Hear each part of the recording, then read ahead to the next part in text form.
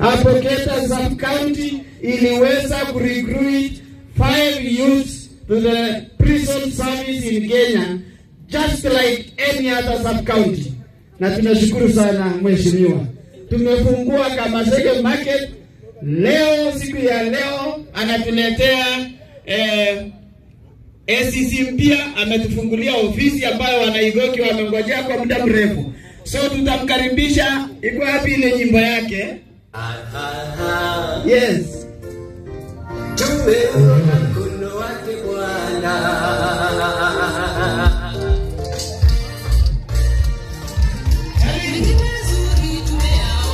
Amina.